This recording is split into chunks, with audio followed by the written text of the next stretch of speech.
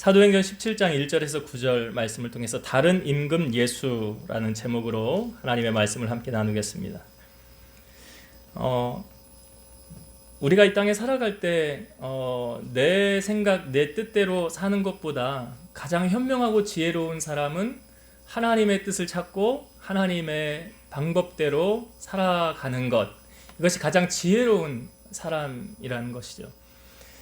사도 바울도 성령께서 부르심을 받아 복음 전도 여행이 시작되어졌습니다. 1차 전도 여행이 그렇게 시작되어졌고 2차 전도 여행도 자기가 다니면서 세워진 교회들이 든든하게 잘 세워져 가고 있는가, 그래서 2차 전도 여행이 출발되어서 이 교회 1차 전도 여행 기간에 돌았던 교회를 다시 돌아보게 되었고, 그리고 사도 바울의 생각에 아시아 지역으로 복음을 전하려고 마음을 먹고 있었죠. 그런데 성령께서 그 길을 막으셨다는 거예요. 예수의 영이 허락하지 아니하시더라.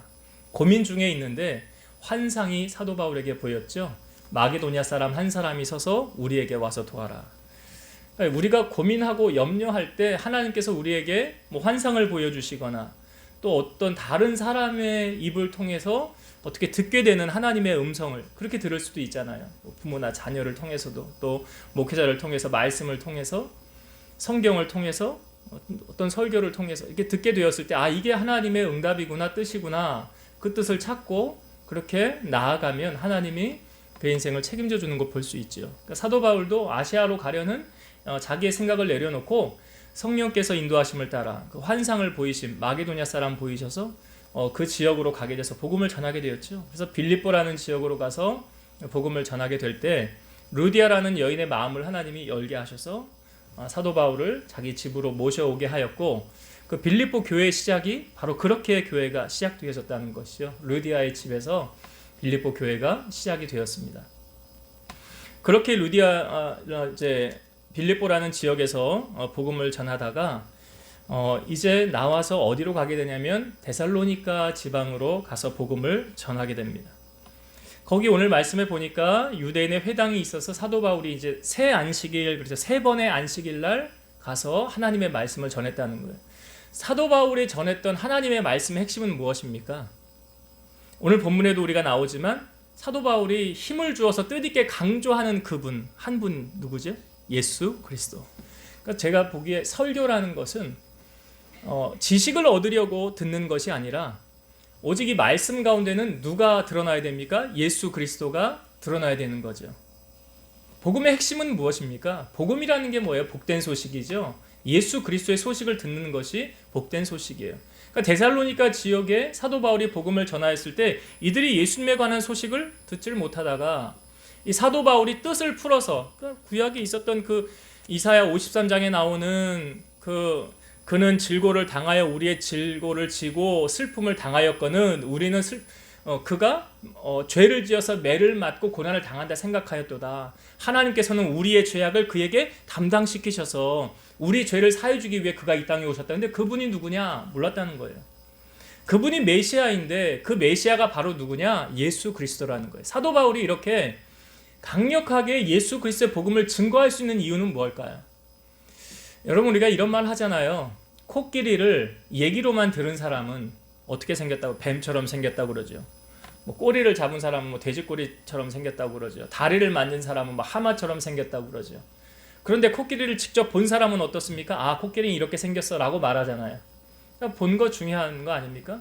그러니까 사도 바울이 이렇게 담대하게 예수 그리스도를 증거할 수 있는 이유가 뭘까요? 그가 주님을 만났기 때문에 그렇습니다. 사도행전 우리가 말씀에도 보았지만 다메섹으로 가다가 주님을 만난 체험을 했죠. 앞을 못 보는데 음성이 들리길 누구십니까? 나는 네가 박해하는 예수라. 사도 바울이 이 부활장 고린도전서 15장에도 말을 하고 있지만 8개월 동안 만삭되지 못하여 난 자 같은 내게도 보이셨느니라. 그러니까 사도 바울은 주님을 만나는 그 확신과 그 은혜와 그 감격이 있었죠. 그러니까 내가 체험하니까 증거하는 거 아닙니까? 여러분, 신앙생활도 그렇잖아요. 전도라는 것도 그렇지 않습니까? 내가 주님을 이렇게 만났어, 내가 체험했어, 그럼 그거 전하는 거 아닙니까? 그러니까 바울이 지금 그거 전하는 거예요. 다른 거 전하는 게 아니라 예수 그리스도, 그러니까 그분을 전하는 거예요. 그렇게 복음을 강력하게 사도 바울이 증거하는, 예수 그리스도를 증거할 때에 여러분 복음을 들었을 때 나타나는 현상은 두 가지로 나타납니다. 한 부류는 뭐냐면 사도행전에 다 나오는 내용들을 베드로가 설교를 했을 때 많은 사람들이 베드로의 설교를 듣고 마음에 찔렸어요. 그러니까 베드로에게 우리가 어찌할꼬 심령의 찔림을 받아 우리가 어찌할꼬 그때 베드로가 이렇게 말하죠. 너희가 회개하여 죄사함을 받고 예수 그리스도 이름으로 세례를 받으라. 그리하면 성령을 선물로 받으리니. 이게 절차 아닙니까? 여러분 성령이 임하는 루트가 어떻게 되냐면 우리가 우리의 마음의 정결함을 새 부대가 이거 뭐예요? 회개를 통해서 되어질 수 있는 거잖아요. 하나님의 은혜가 임하는 통로가 뭐냐면 첫 번째 회개 아닙니까? 우리 안에 심령이 깨끗해져야죠. 그래서 1907년도에 평양 대부흥 운동에 그 다른 말로 뭐라고 그래요? 평양 회개 운동이라고 하잖아요. 평양 대부흥 운동이 회개 운동, 회개 각성 운동이에요. 미스바의 성에도 그렇게 모인 거 아닙니까? 이스라엘 백성들 다 모여라. 너희를 전심으로 여호와께 이제 여호와만을 섬겨야 된다 하면서 거기에 회개의 각성 집회가 일어났다는 거예요. 물론 부족한 종이 제가 성령의 은혜를 체험할 때도 그렇습니다. 하나님께서 먼저 회개의 영을 부어주셔서 알고도 모르고도 지었던 모든 죄들을 주님 앞에 정말 진심으로 회개하게 하더라고요. 그래서 눈물 콧물 쏟으면서 그렇게 하나님 앞에 회개하고 정결한 마음을 가지고 나아가서 기도할 때 내 혀가 말리면서 하나님께서 방언을 주시더라고요. 그렇게 하나님의 은혜가 심령이 많은 거예요. 하나님의 은혜는 그래서 심령이 깨끗한 자에게 준 거예요. 그래서 팔복 가운데 마음이 청결한 자가 주님을 본다 그러잖아요. 주님을 본다 그러잖아요. 그렇게 복음이 증거되어 있을 첫 번째 부류는 뭐냐면 자신의 죄를 깨닫고 회개하고 돌이키면서 어찌할꼬 하면 하나님의 은혜를 구하며 나아가는 무리들이 있는가 하면 또 한 무리는 스데반의 7 집사 가운데 한 사람 아니었습니까? 설교하였을 때 똑같이 그들의 마음의 심령의 찔림을 받아 그래요. 그런데 반응이 어떻게 나타났습니까? 스데반을 향하여 이를 갈거늘. 그리고 스데반을 향하여 뭘? 돌을 던지잖아요.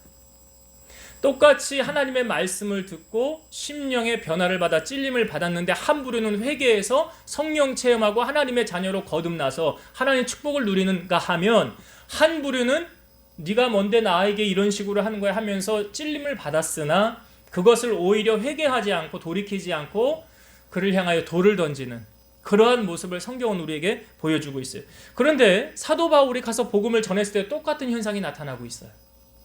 이 베드로가 설교했을 때와 스데반이 설교했을 때와 똑같은 현상.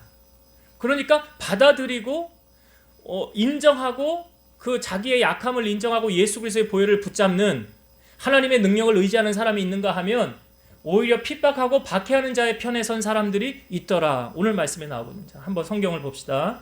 17장 4절과 5절 말씀.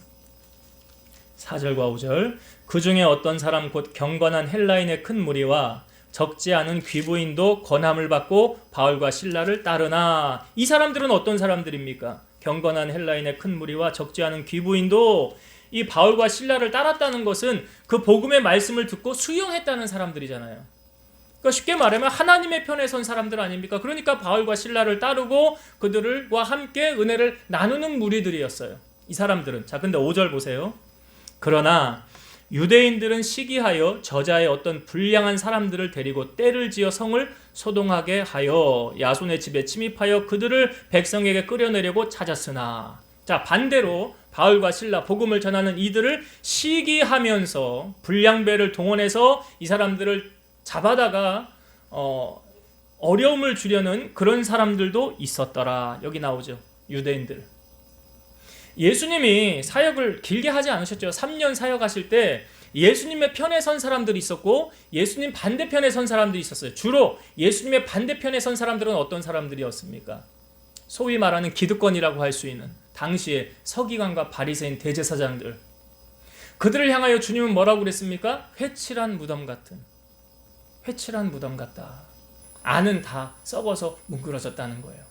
속에는 온갖 더럽고 추한 악한 것들을 다 하고 다니면서 겉으로만 보기에만 선한 것처럼. 그래서 뭐라고 그래요? 이들은 자기는 뭐 일주일에 몇 번, 3번 금식하고 11조 내고 뭐 작정해서 기도하고 다 한다는 거예요. 근데 하나님은 그거 기쁘게 안 받으시더라. 보이기 위한 형식적인 그런 거 주님이 기뻐하지 않으셨더라. 그러니까 지금 바울이 복음을 전할 때도 이러한 바울의 편에 선 사람과 그렇지 않은 사람들이 있었더라. 그럼 여러분, 우리도 하나님의 말씀을 들을 때, 대할 때 나는 어느 편에 선 사람인가? 이 사람들이 중요한 게 아니잖아요. 지금 이 사람들이 중요한 게 아니라 나는 이 전자에 속한 사람들인가 아니면 후자에 속한 사람들인가? 우리가 하나님의 말씀으로 하나님 말씀에 전적으로 내가 지금 순종하며 살아가고 있는가, 그렇지 않은가? 부족하지만 담임 목사의 말에 순종하려고 하는가, 그렇지 않은가? 예수님께서 친히 이렇게 말씀하셨어요. 나를 사랑하는 자는 나의 말을 지키나니 나도 그를 사랑하여 그에게 나를 나타내리라. 그러나 나를 사랑하지 않는 자는 나의 말을 지키지 아니한다.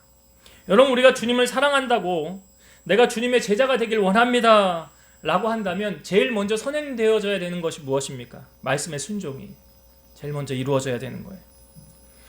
여러분, 하나님의 편에 선 자는 하나님의 복을 누리게 되어져 있어요. 이스라엘 백성들이 출애굽을 해서 첫 번째로 치렀던 전쟁이 뭐냐면 사실 싸우려고 했던 싸운 게 아닙니다. 일방적으로 아말렉 족속이 이스라엘을 쳐들어온 거예요. 전쟁 준비할 상황도 되어지지 않았어요. 그런데 그때 지도자였던 모세가 여호수아에게 너는 사람들을 이끌고 현장으로 나아가라. 나는 산꼭대기에 올라가서 기도하리라 그러죠. 그래서 모세가 산꼭대기에 올라가요. 그리고 손을 이렇게 들고 기도합니다. 그러니까 모세의 손이 이렇게 들려지면 현장에서 싸우는 이스라엘이 이겨요. 근데 모세의 손이 내려오면 현장에서 싸우는 이스라엘이 패배하더라는 거예요. 그런데 모세가 철인이 아니잖아요. 모세의 손을 계속 들고 있으면 얼마나 좋습니까? 그럼 전쟁에서 이기는데. 그런데 모세가 사람인지라 손이 점점점 내려오는 거예요. 현장을 보면서 들고 싶으나 어쩔 수 없이 손이 내려오는 거예요. 그런데 그 옆에 누가 있었습니까? 모세의 형인 아론과 훌이 있었어요. 아론과 훌이 모세를 돌멩이에 딱 앉혀놓고 양 옆에서 팔을 하나씩 붙잡았어요. 그러니까 모세의 팔이 내려와요? 안 내려와요? 안 내려와요. 전쟁은 어떻게 됐을까요? 승리하게 되었어요. 자, 제가 중요하게 말씀드리는 건 뭐냐면 지금 모세의 편에 섰던 아론과 훌이 있죠. 모세의 편에 섰던 아론과 훌. 이들은 어떠한 축복을 받았습니까? 아론은 아시다시피 대제사장이 되었고 그의 후손들이 제사장의 반열에 올랐다는 사실. 하나님의 일에 제사장이라고 한다면 아주 아무나 할 수 있는 그런 일이 아니잖아요.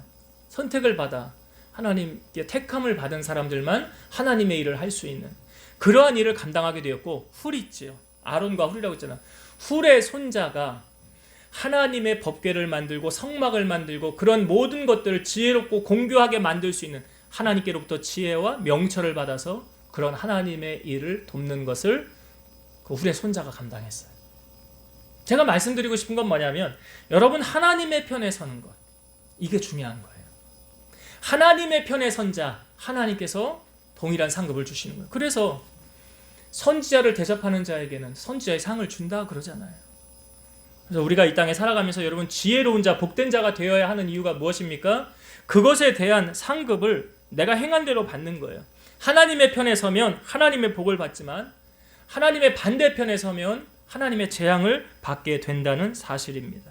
그래서 행한 대로 갚으시는 하나님, 우리가 바라보면서 지금 당장 뭐 내 눈앞에 보이지 않는다 할지라도 그 상과 벌이 나중 하나님께서 반드시 기억하셨다가 갚아주신다는 사실. 훌에게 직접 못 받았지만 그의 손자가 그 상을 받았다는 사실이에요. 아론도 그 후손들이 그 상을 하나님께로부터 받았다는 사실이에요. 그래서 우리가 하나님을 잘 섬기면 내 후손들이, 내가 못 받으면 내 후손들이 반드시 복을 받게 돼 있더라. 그래서 여러분, 우리가 꼭 신앙생활하면서 어느 편에 서야 됩니까? 하나님의 편에 서는 게 중요하더라. 이게 첫 번째 여러분들과 나누고 싶은 은혜고요. 두 번째는 사도 바울이 지금 이 유대인들이 계속 따라다니면서 바울을 괴롭히는 거예요. 그러니까 바울이 지금 야손이라는 사람이 우리 등장하잖아요. 이 야손이라는 사람이 자기 집에서 아마 사도 바울을 피신시켜서 그를 숨겨 주었던 것 같아요. 아마 잘못해서 잡히면 또 어려움 당할 수 있잖아요. 그러니까 야손이 위협을 무릅쓰고 하나님의 사역자들을 자기 집에다가 잘 숨긴 거예요. 근데 자칫해서 만약에 들키거나 이 일이 탄로가 나면 이 책임을 누가 물어야 됩니까? 야손이 물어야 되는 거예요. 그런데 야손은 왜 그러면 이들을 숨겨준 걸까? 왜 이들을 숨겨준 것일까? 저 설교 준비를 하면서 이 야손을 보면서 생각난 사람이 있었어요. 하나님의 정탐꾼을 숨겨준 사람. 라합이요. 이스라엘 백성들이 출애굽해서 40년 광야길을 돌고 여리고성을 들어가기 전에 2명의 정탐꾼을 보내게 됩니다. 이 2명의 정탐꾼이 이제 돌다가 라합이라는 사람, 라합이 기생이었죠. 기생의 집에 들어갔는데 이 라합이 이 정탐꾼임을 알면서도 자기 집 그 옥상에다가 3대를 이렇게 놓고 숨겨주는 거예요. 그래서 그 지역 여리고에 있는 사람들이 문을 두드리면서 여기 정탐꾼 왔었지? 라합이 뭐라고 그러냐면 왔었습니다. 그런데요, 지금 조금 전에 저들이 저쪽으로 도망갔습니다. 거짓말한 거죠. 거짓말했어요. 그 돌려보냈어요. 그리고 나서 옥상에 올라가서 이 정탐꾼 2명에게 이야기를 하는 거예요. 나는 여리고 사람인데 당신들의 하나님 여호와께서 홍해를 마르게 하신 일과 아모리 왕 시혼과 옥에게 행하셨던 하나님의 능력을 내가 압니다. 그리고 하나님의 그 살아계심을 내가 압니다. 너희의 하나님 여호와는 하늘에서도 하나님이시고 땅에서도 하나님이십니다. 그러니까 온 천지 만물을 주관하시는 하나님이십니다. 내가 당신들을 선대하여서 당신들을 살게 하였으니 당신들 또한 이 성을 하나님께서 여러분들에게 넘기실 때에 우리 가족, 우리 집을 선대하여 우리를 살게 하옵소서. 그랬더니 정탐꾼이 알았다고. 당신들이 생명을 걸고 우리를 살렸으니까 우리가 다시 올 때 당신들을 꼭 살리겠다고. 증표를 이 성에서 이제 내려갈 때 붉은 줄을 이제 타고 내려갔거든요. 우리가 다시 이 성을 돌아올 때 붉은 줄을 내려놔라. 그리고 너에게 속한 모든 가족들을 다 이리로 불러 모아라. 그러면 우리가 여리고 성을 멸할 때 당신의 가정은 한 사람도 멸하지 않겠다. 사실 붉은 줄이 주는 상징적인 의미는 예수 그리스도의 보혈이죠. 그 보혈의 능력이 우리의 죄를 사해 주셨던 것처럼 이 라합에게 속한 모든 사람들이 거기서 한 사람도 죽지 않고 여리고 성이 무너질 때 다 건짐을 받았어요. 중요한 사실은 여리고에 있는 모든 사람이 다 죽어나갈 때 라합의 집만 살았어요. 그럼 라합은 왜 어떻게 해서 살게 된 것입니까? 선택의 문제에서 선택을 잘했다는 거예요. 선택의 기로에서 선택을 잘했다는 거예요. 지금 라합이 선택한 것은 여리고에 있는 여리고 신을 선택하지 않았어요. 그는 살아계신 하나님을 선택했다는 거 아닙니까? 그 하나님이 이스라엘 백성 가운데 역사하심을 그가 보았고 들었고 직접 체험하진 않았지만 간접적인 체험을 통해서 하나님이 살아계심을 알았어요. 그러니까 이 여리고 성도 분명 하나님께서 이 백성에게 줄 것을 그는 알았다는 거죠. 그러니까 어떤 선택을, 그 라합이 선택을 잘한 거예요. 나와 내 가족이 살기 위해서 뭘 선택해야 됩니까? 하나님을 선택해야죠. 여리고에 있는 신이 그들을 살려주지 못한다는 사실이에요. 여러분, 우리가 선택의 상황에서 하나를 선택하면 다른 하나는 포기해야 되는 거예요. 우리가 신앙생활을 하면서도 그렇습니다. 내가 예배를 드려야 되는 예배자로서 예배의 선택의 상황이 있고 또 다른 것의 선택의 상황이 같이 맞물려 있다고 할 때 내가 선택할 것은 무엇인가? 내 선택의 결과물에 따라서 내게 다가오는 그것이 다르다는 거죠. 열매가 다르다는 것입니다. 지금 본문의 여호와와 라합이 여호와와 그 하나님을 선택했으므로 말미암아 그 선택의 결과로 주어지는 것이 무엇입니까? 생명이잖아요. 사망에서 생명으로 옮겨진 거 아닙니까? 다 죽어나갈 때 자기만 죽지 않았어요. 이 가족만 죽지 않았어요. 오늘 본문에 나오는 야손의 자손들도 그러했습니다. 위협을 무릅쓰고요. 하나님의 일을 선택하고 하나님의 일에 헌신했다는 것을 이를 보여주고 있어요. 야손과 그의 가족들이. 참으로 지혜로운 선택을 하매 하나님께서 그들에게 좋은 상급으로 채워주셨다는 것. 여러분, 우리 인생도 마찬가지 아닙니까? 우리가 늘 선택의 연속 속에 살아가고 있어요. 무엇을 선택하느냐, 그 선택에 따라 어떠한 열매가 맺혀지느냐, 결과가 맺혀지느냐, 선택의 결과물입니다. 사랑하는 우리 성도 여러분, 여러분 지혜로운 선택을 하는 지혜로운 건축자가 되었으면 좋겠어요. 나는 세상에 바쁜 일이 있어도 하나님의 일이 먼저야. 왜?